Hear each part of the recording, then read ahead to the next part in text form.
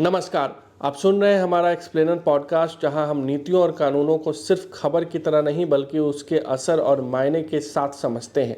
आज का विषय एक ऐसा विधेयक है जिसने देश भर में चल रहे एनजीओ और सामाजिक संगठनों की दुनिया में हलचल पैदा कर दी है। भारत में जो भी गैर सरकारी संगठन या सामाजिक संस्थाएं विदेशों से फंडिंग लेती हैं, उनके लिए अब नियम और सख्त होने जा रहे हैं। सरकार ने फॉरेन कंट्रीब्यूशन रेगुलेशन एक्ट यानी कि FCRA में संशोधन का प्रस्ताव रखा है। इसका सीधा मतलब है अब हर संस्था को अपने विदेशी फंड का पूरा हिसाब देना होगा, एक एक पैसे का ब्यौरा देना होगा। सिर्फ इतना ही नहीं, अगर किसी संस्था का लाइसेंस रद्द होता है या रिन्यू नहीं होता तो उस विदेशी फंड से बनी संपत्तियां भी सरकार के अधीन जा सकती है। इस प्रस्तावित बदलाव में एक बड़ा प्रावधान यह भी है कि केंद्र और राज्य स्तर पर एक नई अथॉरिटी बनाई जाएगी जो इन संपत्तियों की निगरानी का प्रबंधन करेगी। यानी अब विदेशी फंडिंग सिर्फ बैंक खाते तक सीमित मामला नहीं रहेगा, बल्कि उससे जुड़ी हर संपत्ति भी जांच के दायरे में आएगी। सरकार की तरफ से इस बिल का बचाव करते हुए नित्यानंद राय ने साफ तौर पर कहा है कि यह कानून उन लोगों के लिए खतरनाक है जो विदेशी पैसों का इस्तेमाल गलत कामों जैसे कि जबरन धर्मांतरण या निजी लाभ के लिए करते हैं। उसके मुताबिक सरकार का मकसद पारदर्शिता लाना है, न कि समाज सेवा को रोकना। अब जरा समझते हैं फॉरेन कंट्रीब्यूशन रेगुलेशन एक्ट आखिर क्या है। यह कानून पहली बार 1976 में लागू हुआ, जब देश की सरकार, जिसकी अगुवाई इंदिरा गांधी कर रही थी, ने विदेशी फंडिंग को नियंत्रित करने की जरूरत महसूस की। इसका उद्देश्य साफ था, देश की आंतरिक सुरक्षा और राजनीति पर बाहरी प्रभाव को सीमित करना। बाद में 2010 में इतने बड़े बदलाव किए गए और फिर नरेंद्र मोदी सरकार के दौरान इसे और सख्त किया गया। अब जो नए संशोधन सामने आए हैं उन्हें आसान भाषा में समझने के लिए दो बड़े बदलाव नजर आते हैं। पहला, सजा को कम किया गया है।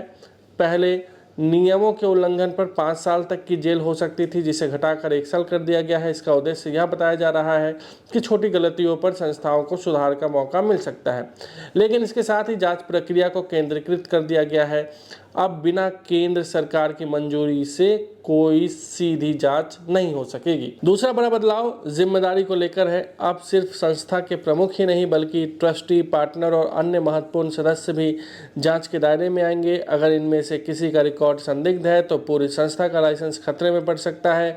यानी जवाबदेही का दायरा पहले से कहीं ज़्यादा बढ़ा दिया गया है। लेकिन असली बहस यहीं से शुरू होती है। प्रस्तावित प्रावधानों के अनुसार अगर किसी एनजीओ का लाइसेंस समय पर रिन्यू नहीं होता, इवन प्रशासनिक देरी की वजह से, तो उसे एक्सपायर्ड माना जाएगा। सुप्रीम कोर्ट के वकील निपुल सक्सेना ने कहा कि इससे सरकार को एक तरह का पॉकेट विटो मिल सकता है, यानी बिना सीधे मना किए सिर्फ देरी के जरिए भी किसी संस्था की वैधता खत्म की जा सकती है। और यही सबसे बड़ा असर दिखता है संपत्तियों पर।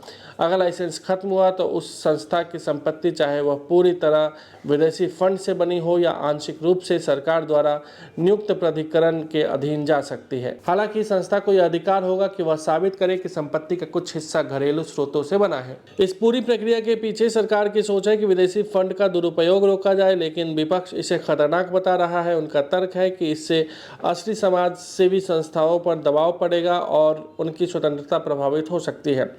अगर हम पिछले कुछ सालों पर नजर डालें तो यह साफ दिखता है कि सरकार लगातार इस क्षेत्र को सख्त नियमों में बांधती आई है। उदाहरण के तौर पर, जब विदेशी फंड को सिर्फ एक निर्धारित बैंक खाते दिल्ली के SBI में लाने की शर्त रखी गई तो हजारों एनजीओ बंद हो गए। फिर प्रशासनिक खर्च पर 30% की सीमा तय कर दी गई, जिसके बाद भी और संस्थाएं कम नहीं कर पाई। तो दोस्तों, सवाल यह नहीं है कि यह कानून सही है या गलत है, सवाल यह है कि इसका संतुलन कैसे बनाया जाएगा। एक तरफ पारदर्शिता और राष्ट्रीय सुरक्षा की जरूरत है तो दूसरी तरफ समाज सेवा, स्वतंत्र काम करने की आज़ादी भी उतनी ही जरूरी है। आने वाले समय में यह देखना दिलचस्प होगा कि फॉरेन कंट्रीब्यूशन रेगुलेशन एक्ट में ये बदलाव किस तरह से लागू होते हैं और उनका असर सामाजिक ढांचे पर कितना पड़ता है। आप सुनते रहिए हमारा पॉडकास्ट, जहां हम हर नीति और हर बदलाव को आपके लिए सरल और समझने लायक बनाते हैं।